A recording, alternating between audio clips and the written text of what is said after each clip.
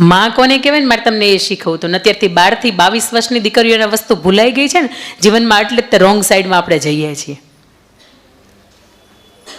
મેં શરૂઆતમાં તમને કીધું એમ કે કદાચ આડું આ મોત આવ્યું હોય ને તો મોતને લઈ લે ને એનું નામ માં. એક નાનકડી દીકરી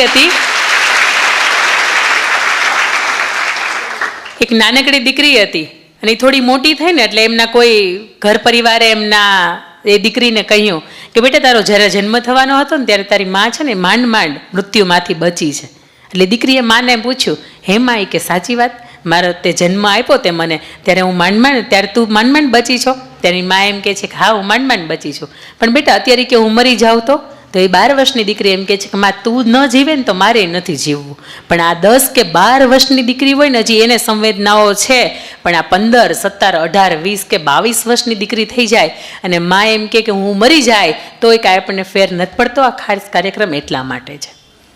અને ઘરને આંગણે દીકરી 5-7 વર્ષની હોય અને એના માતાનું મૃત્યુ થયું હોય અને એના પપ્પાને એની માતાની જે ચૂંદડી હોય, જે ઘરચોળું હોય, એ હંમેશા જોવે તો એને એમ થાય કે મારી માં કેવી લાગતી હશે, મારે પણ એ ઓઢવું છે.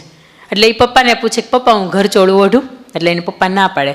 એ દીકરી મોટી થઈ, 10, 12, 15, 20 વર્ષની થઈ, અને તેમ છતાંય તે દીકરી દર વર્ષે જ્યારે ઘરચોળું જોવે ને ત્યારે પૂછે કે હું ઘરચોળું ઓઢું? ત્યારે એને પપ્પા ના પાડે છે કે ના બેટા, તારે નથી ઓઢું. તો કે પપ્પા, તમે શા માટે મને ના પાડો છો? તો કે બેટા, તું એમ બોલે છે ઘરચોળું અને મને એમ સમજાય છે કે ઘર છોડું. હું નથી ઈચ્છતો કે મારી દીકરી છે ક્યારે પણ મને મૂકીને જાય.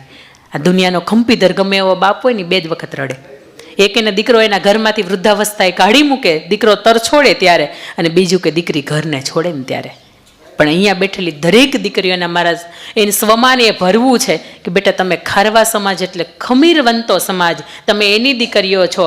અને મહાપુરુષોએ કહ્યું છે કે કદાચ આ દેશનો પુરુષ છે ને પોતાનો રસ્તો ભૂલશે ને તો હજી એ ચાલશે, પણ આ દેશની સ્ત્રી, આ દેશની વીરાંગનાઓ પોતાનો રસ્તો ભૂલીને તો આખા હિન્દુસ્તાનનો નકશો ભૂસાઈ જશે.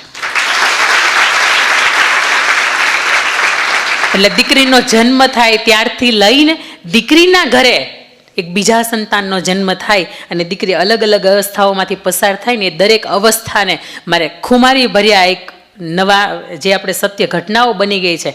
અમુક વાત એવી છે કે જે તાજેતરની છે, અમુક વાત એવી છે કે જે ઇતિહાસની છે, પણ નારી રત્નોની ખાસ મારે વાત છે ને એ આપની સમક્ષ મૂકવી છે કે આપણા હૃદયની અંદર અંકિતાબેન મુલાણી જીવનમાં ફરીથી અહીંયા આવે કે ન આવે, પણ તમારા હૃદયની અંદર એક ખુમારી ભરીને જાઓ કે ખબર પડે કે આપણાથી આમ ન જ કરાય.